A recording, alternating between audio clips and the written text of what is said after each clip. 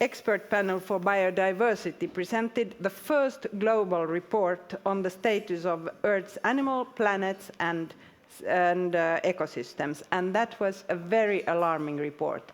It actually showed that 1 million species, both animals and plants, are under threat of extinction.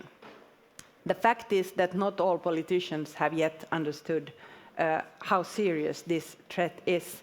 And for this reason, we need to discuss this, and we need for our politicians to hear what we are saying. And I'd like to present to you now two of the guests that I have with me here in Stockholm, Tine Svendsen and Gustav Zachrisson. You will get to speak later on, but not yet, because now I will give the word to Madrid, where we have 4 guests. And our moderator and guest number 1 in Madrid is Rasmus Nordqvist, who is a Danish member of parliament. And Rasmus, you will continue presenting the rest of the guests. Yes, thank you, and hello, Stockholm. It almost sounds like the Eurovision, and I love it. I'm standing here today with Stine Bakke and Monica Skatborg. We just finished a meeting, very interesting meeting, with some really hardcore experts, I would say. It's one of these meetings where you really learn something every minute that goes by. You get more clever on biodiversity, and we were Nordic politicians, youth delegates as well. And now we also have Per Holmgren from the European Parliament with us on stage. But I'm going to begin by asking a question here on this stage. And Stina, you are representing Arctic youth. Yes. Could you tell us a bit about why it's important to come here to Madrid to the climate negotiations and talking about biodiversity? Yeah.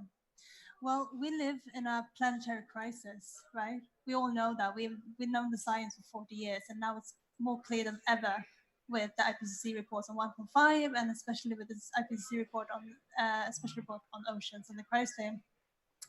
And the biodiversity crisis and the climate crisis, they're interlinked, so they need to be discussed together. That's why it's so important, and currently they aren't. We aren't discussing climate change at the biodiversity negotiations, and we aren't discussing biodiversity loss at COP. And that needs to be done in order to get this integrated, holistic solution.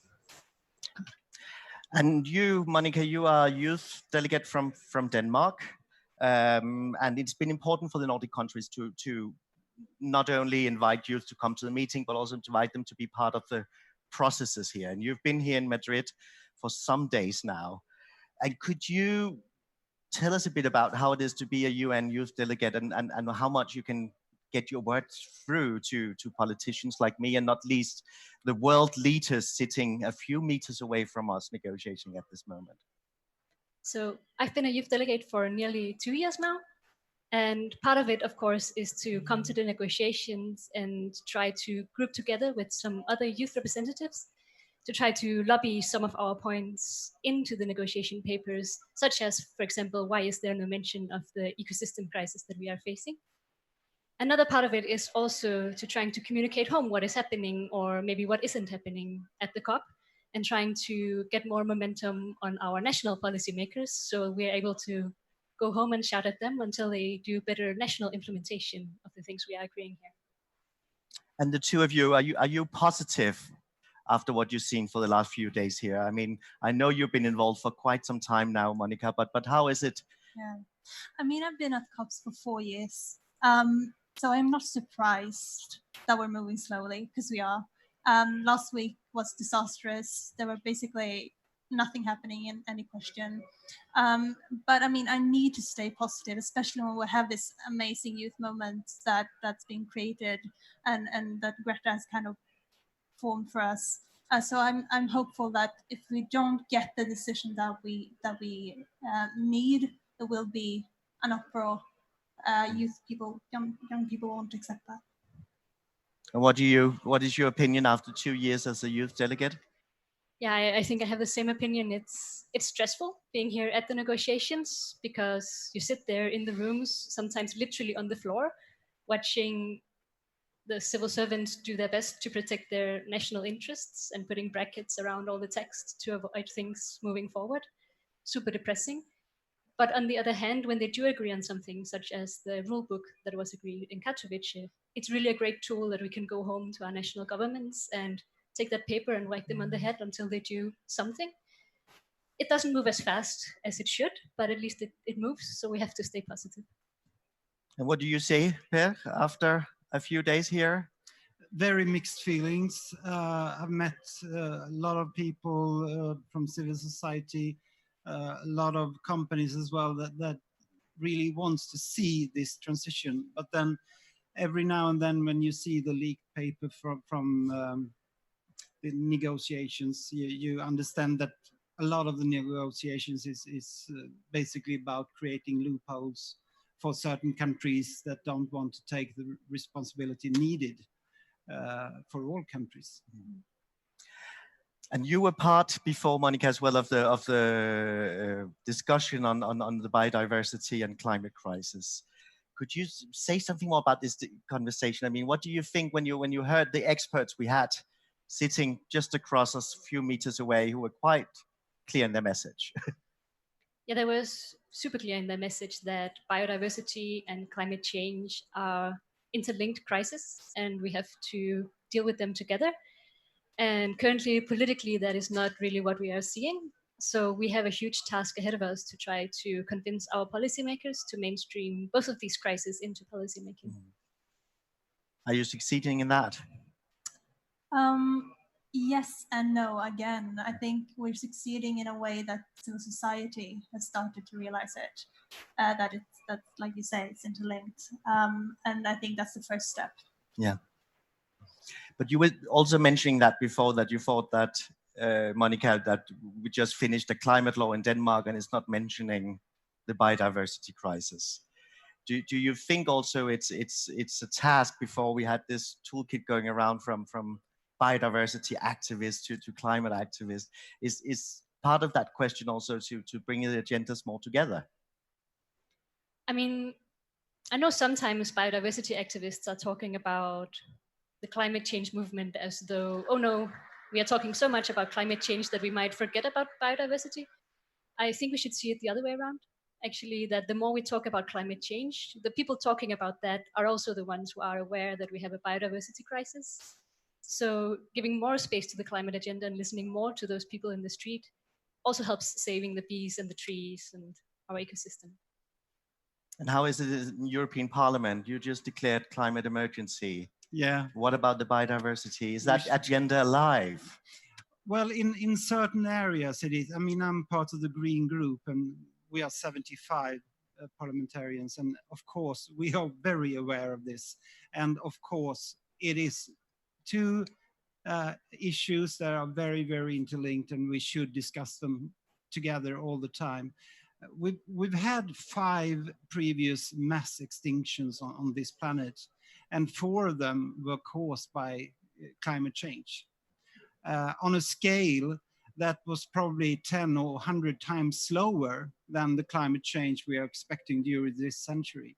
So one thing that we can be very sure of is that if we don't manage to keep the global warming below 2 degrees, that will cause even more loss of biodiversity. And at the same time, biodiversity is what I usually talk about as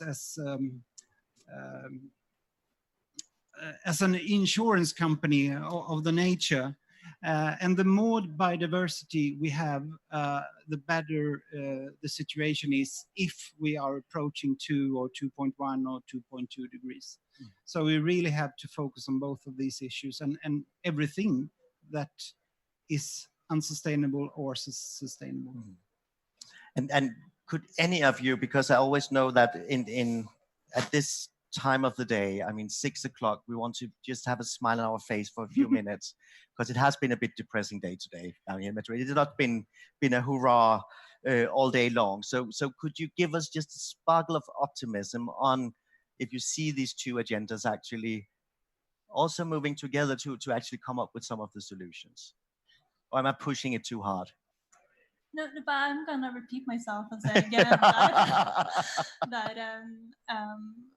I think there is more. There's knowledge now going around that okay, these two areas aren't actually two. They're part of the planet, and they together form the planetary crisis.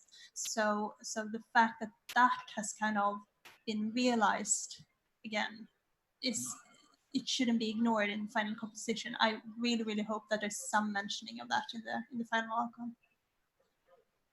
I mean, something that gives me hope is that we have been forgetting about nature-based solutions until now, and they have such a huge potential. So if we start harvesting that, then we can really go a long way.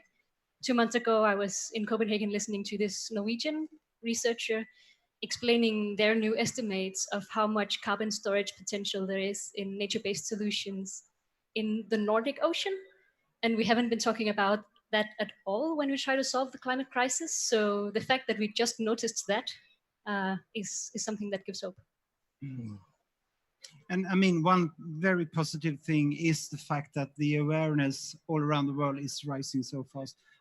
Maybe often focused on climate, but I really think that once you get aware of the climate issues, you also start to think about biodiversity and a lot of other questions. So in that way, they are interlinked in a positive way. Yeah.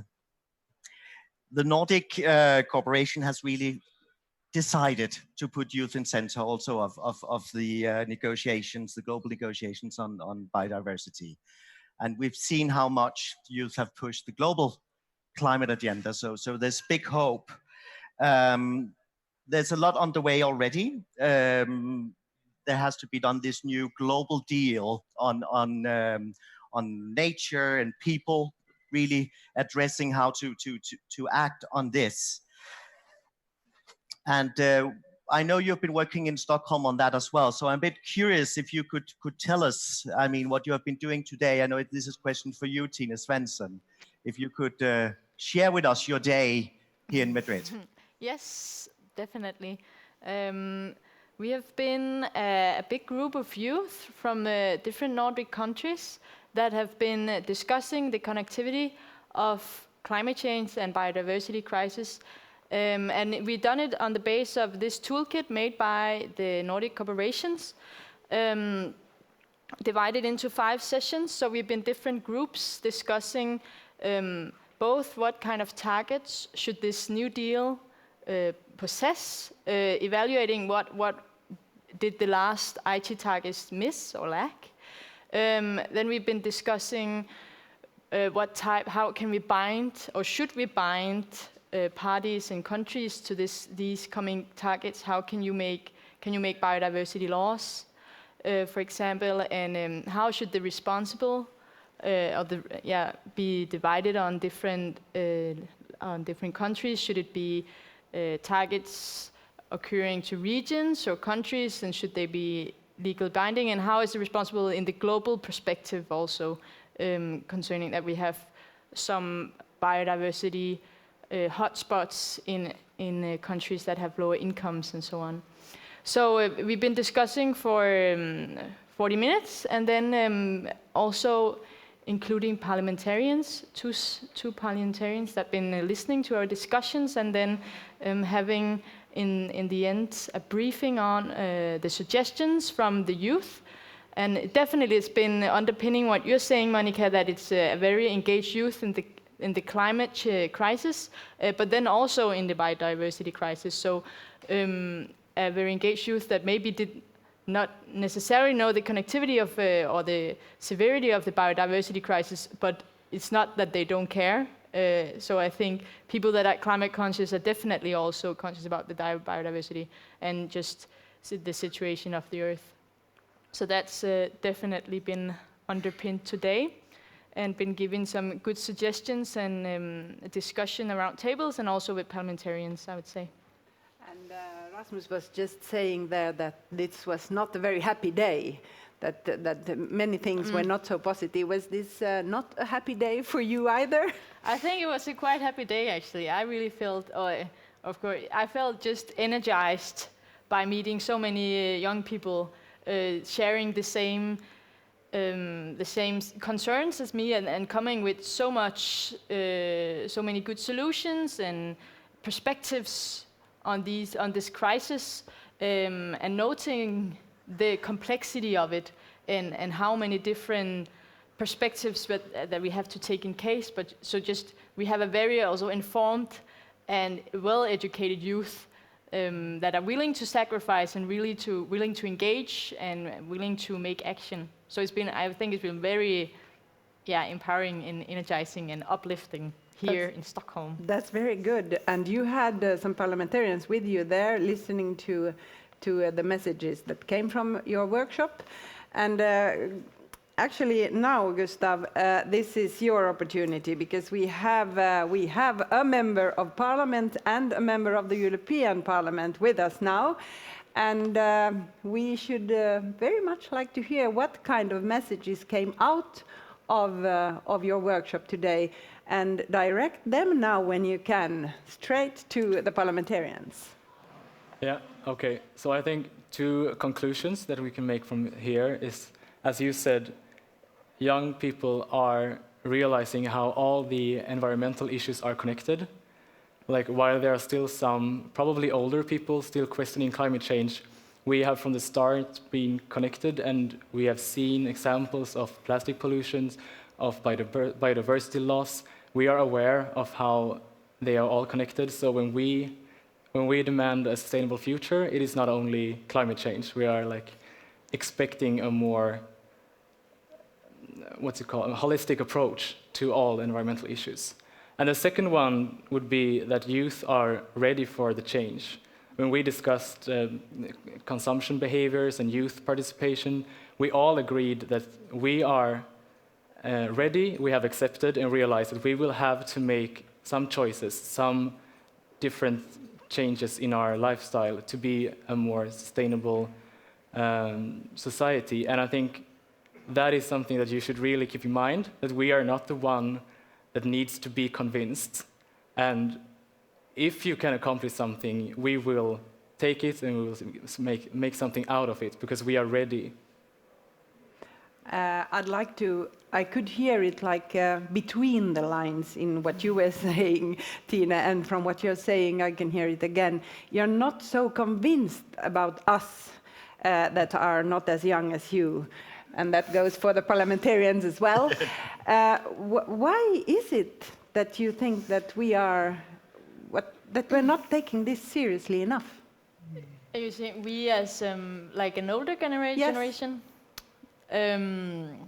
Because it seems that you feel this very strongly. Yes, I think that,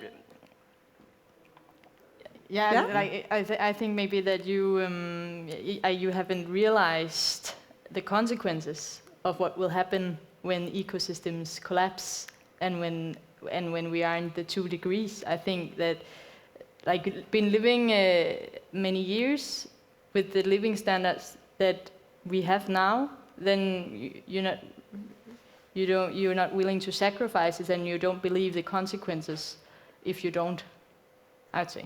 What do you say? What would you say? What would you say? Then I have to say something, and then we give the words to the parliamentarians. But kind of, as you said, I think young people are seeing and realizing the consequences are happening now of these issues, and we're still not seeing some response that older people have also come to that conclusions, and that older people are still discussing actions that will have an effect in the long term, which is of course needed, but we want to see actions that will have an effect now as well.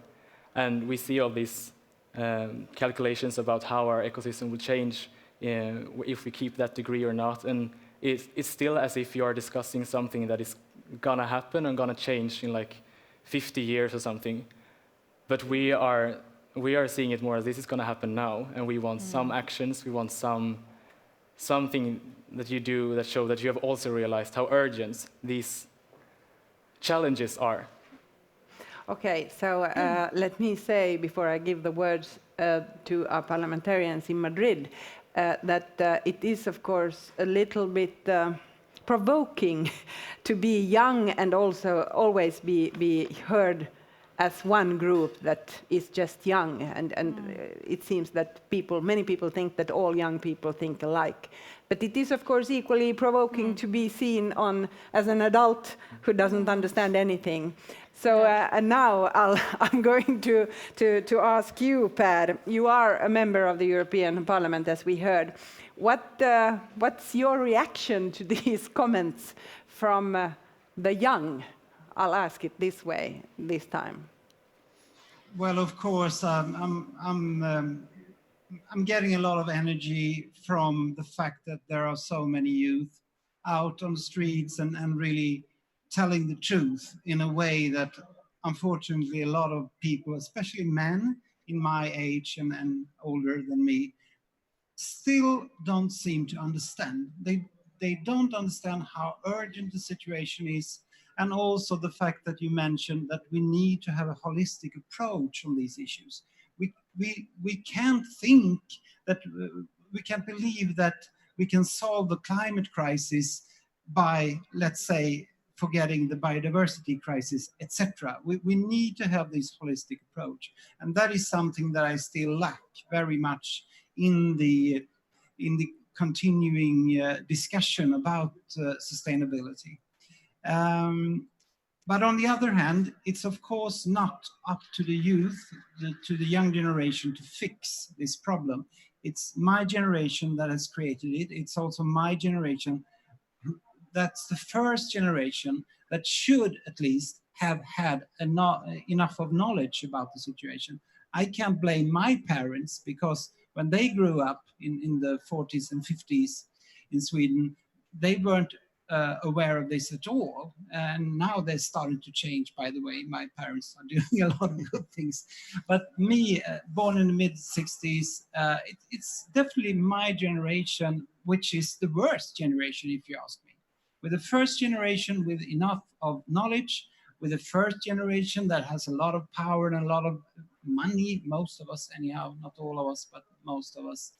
And we have a decent life, and still, most of us, once again, not all of us, and still there's so many in my generation that just seems to not accept the fact that the whole planet is changing so fast that it is.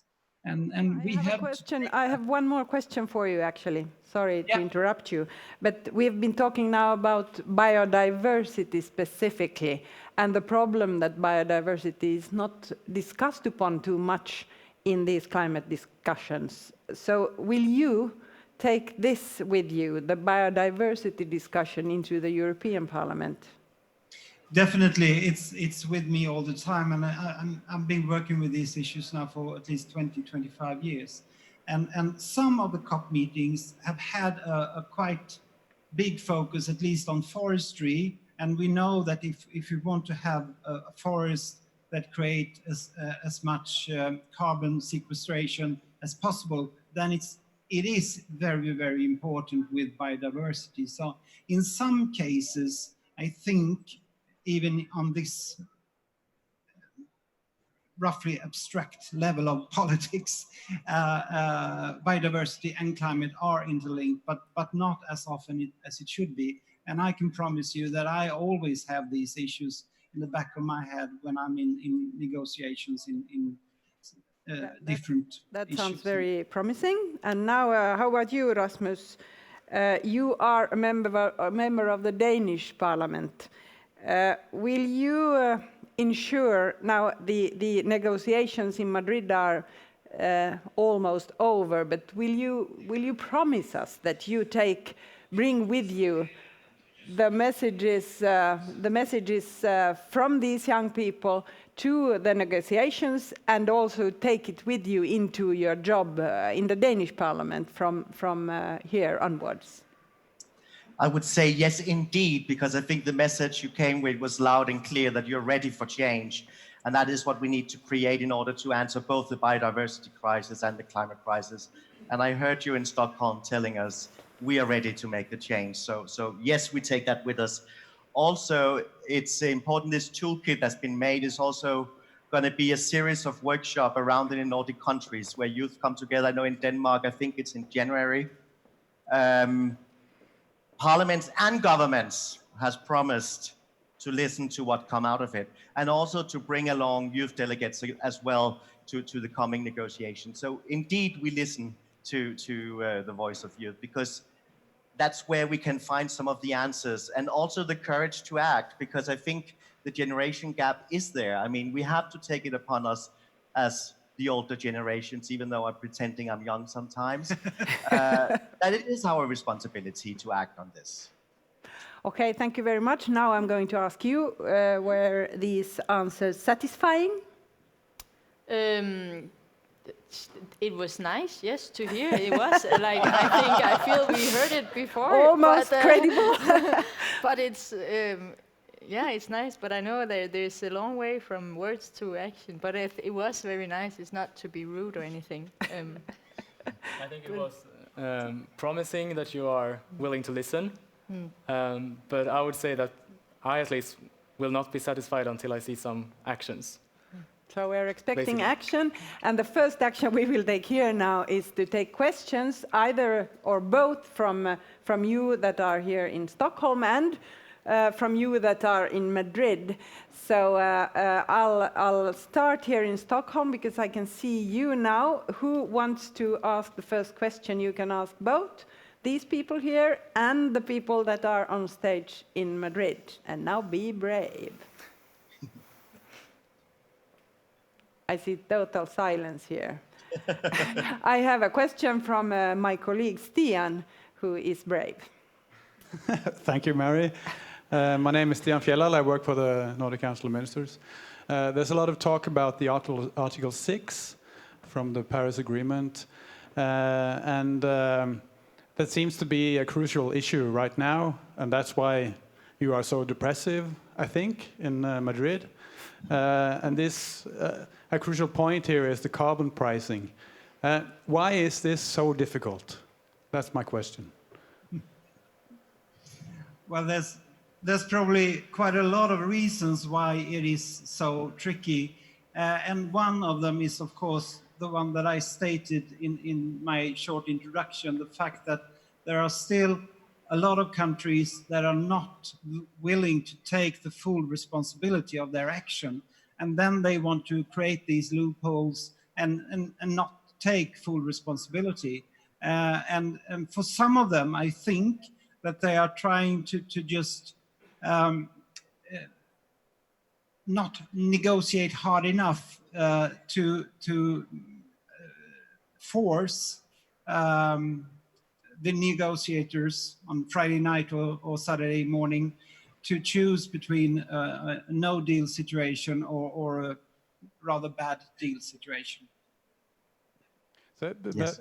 how does the Nordic countries stand on this? How does the Nordic countries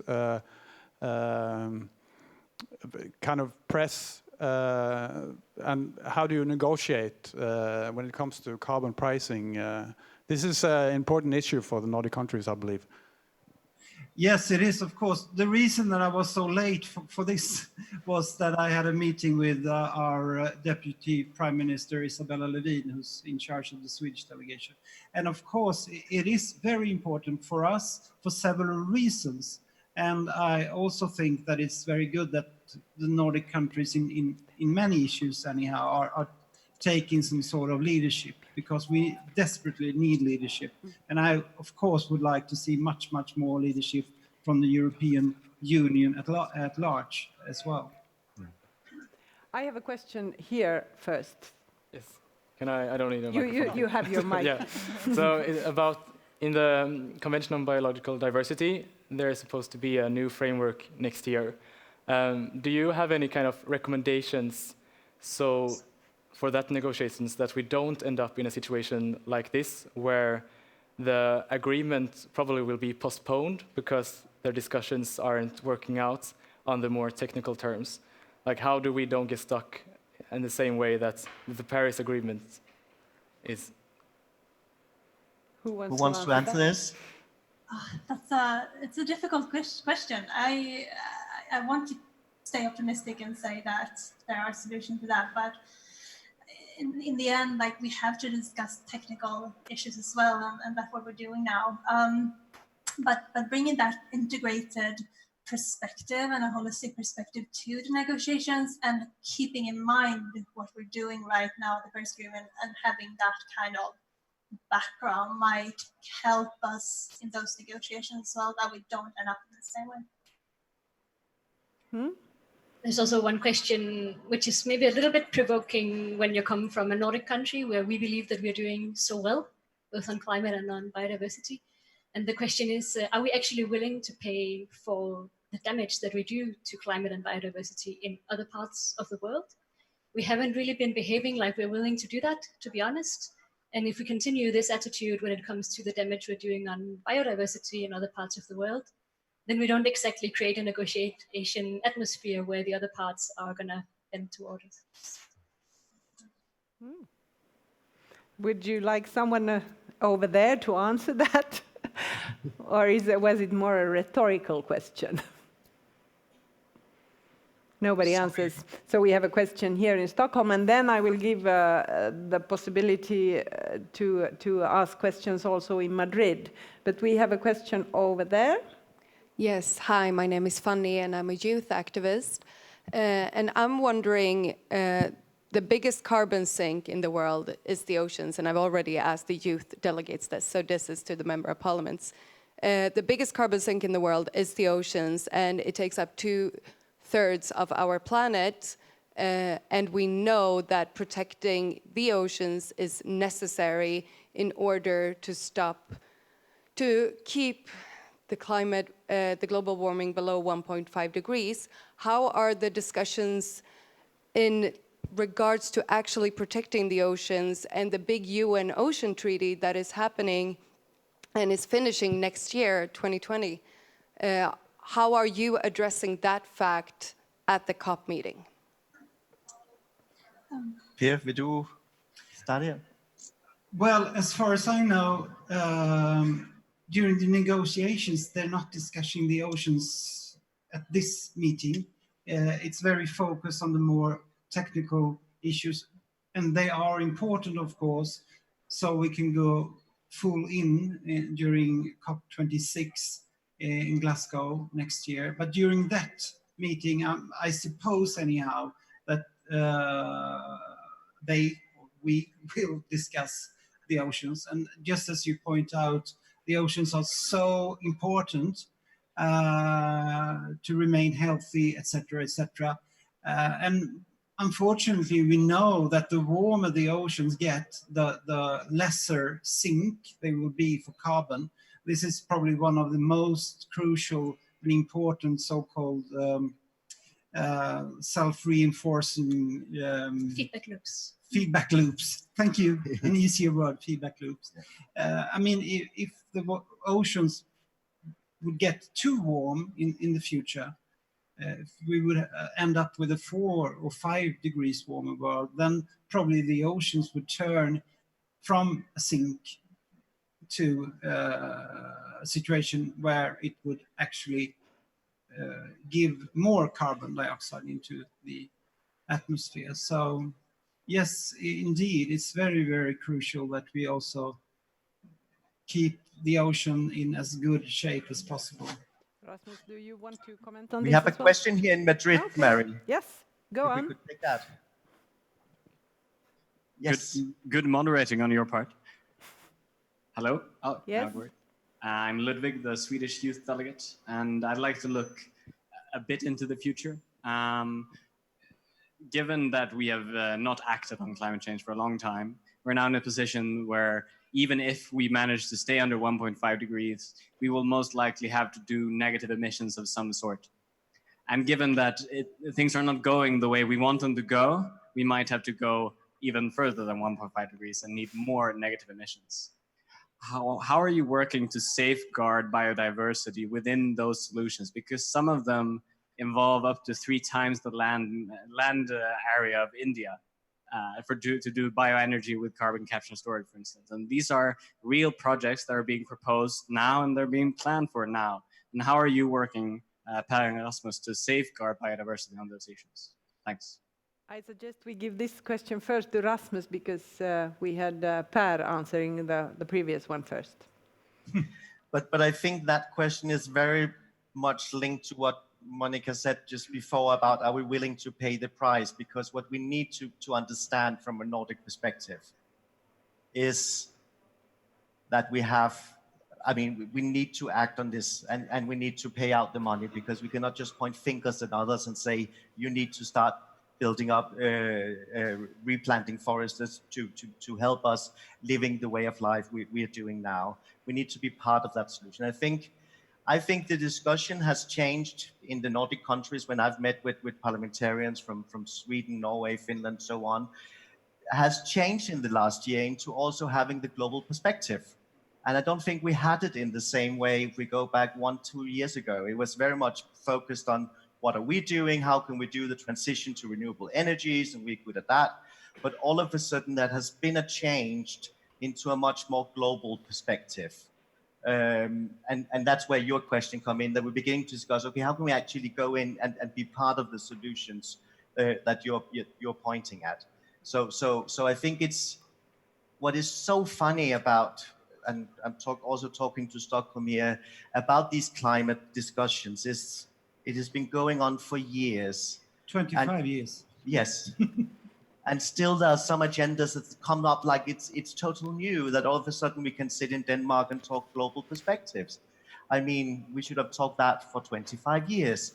So for year after year, even though we can be a bit depressed on a day like this in Madrid of nothing happening in negotiations, there's also something happening in the conversations we have which are changing. And I think also what we talked about earlier about biodiversity combined with the climate crisis, and some of the answers actually come in action on the both. And that can be one of the good hooks for the coming years, is that working on biodiversity actually is a hook to also act on the climate crisis. We have one more question here. I think we have time for that. Hi, my name is Marcus Sansengruber. I'm working with NATO and a few different government agencies. One of my questions is, so given that the Swedish government and other government has a large ownership within the biggest polluters, so we have like SAS, we have LKAB, we have other mines, etc. How do you work with change management in order to drive the climate agenda with these large companies? Per, will you take this? Well, of course, we need a huge change in management. One thing that you hear more and more often now, that when you discuss climate change, what we really should discuss is system change. We need new business models. We probably need some sort of new economic system as well to solve this crisis. What I think is important is, of course, that the companies that are in the forefront and with the good examples that actually do exist, that more other companies are looking at them, and hopefully it will create some sort of momentum, because it's one of the there are many crucial central questions that we need to solve, and this is one of them, of course. Thank you. We have one more question here. A question that came up when we were discussing in our workshop the link between biodiversity and climate change is, on a structural systemic level, is it more effective to link the government's work on climate change and biodiversity into one, or is it best to keep it as it is now, as two separate issues? I think yes, please. Yes. I would think it's definitely to link them 100%, because otherwise we end up in this situation when we negotiate those two things that are so interconnected, to discuss them separately without seeing the links. I'm a lawyer, so I cannot use the law as my tool, and I wrote my master thesis out about the oceans, climate and biodiversity. And it's really, really difficult to kind of use these different conventions today together because they kind of overlap, but they don't, and one has priority and one doesn't. So we need to kind of treat it together, and we need to see them together. Do you all agree on this, that this is the way to go? Yeah, definitely. Yes.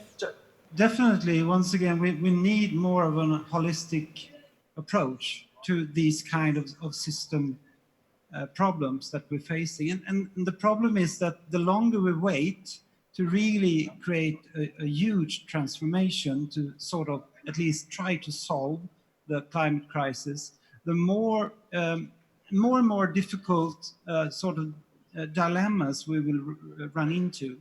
And we really have to avoid that. And one very good example is the one we heard a few minutes ago about if we are to create these huge negative emissions in the future, how should we do that when it comes to land use and biodiversity? And I think also it's important to say that the two questions is also interlinked in the answers we need to come up with as politicians. And you said it's about creating a new system. It's quite basically a holistic approach in changing everything, the way we behave. We have to change in order to do something. We have a question more down here, if that's okay with you, Mary? That's okay, yes. Yes. Hello, my name's Virginia Young. I'm from Australia, which is on fire at the moment, as many of you will have noticed. And that actually is a result, not just of climate change, but all the past damage that we've done to our landscapes in Australia. So what we once thought of as sustainable logging has proved to make forests more fire prone. It's also been very bad for biodiversity. And the catastrophic situation we're facing now is because we have largely ignored the linkages between climate and biodiversity, and the urgent need to protect Earth's most stable ecosystems, high integrity ecosystems, and biodiversity underpins, it has a functional role in ecosystem stability and safe carbon storage. So when you're thinking about the linkages, it's really important to understand that functional role of biodiversity and ecosystem condition for the safety of carbon storage. So it's really pleasing. I have actually been operating in the climate space for a decade and created a thing in 2009 called the Ecosystems Climate Alliance, which was very hard fought at the time because people were so desperate to keep the issues separate. It's so refreshing to see that changing. And there are many areas where this convention, the climate convention, could act but hasn't. If you've read the UNFCCC, the climate convention, you'll see there's a little article called Article 4.1D, which you no doubt have noticed, which is the ecosystems provision in the climate convention that has never been operationalised. Article 5 of the Paris Agreement is actually not about just forests, it's about ecosystems, including oceans. Never operationalised. The preamble to the Paris Agreement actually calls on parties to protect biodiversity and ensure ecosystem integrity. There's a real climate reason for that. You've got to keep carbon storage in your ecosystem safe.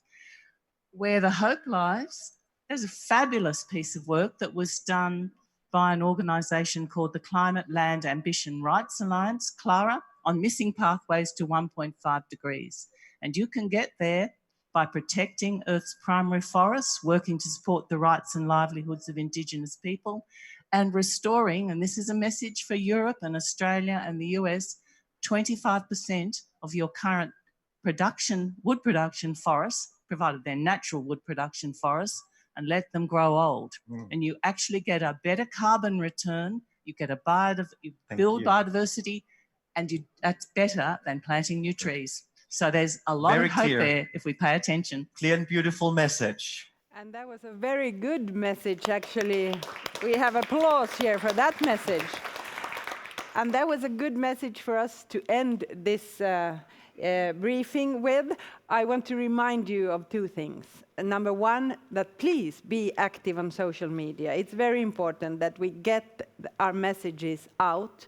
And the hashtag we want you to use is Nordic Climate Action. Please do it. Say what you think and let others hear it as well. That goes both to Madrid, to the world, and to you here in Stockholm. And my other reminder is that on Friday, the last day of the COP, we have at least 3 of the environment ministers from the Nordic countries at the Nordic Pavilion in Madrid.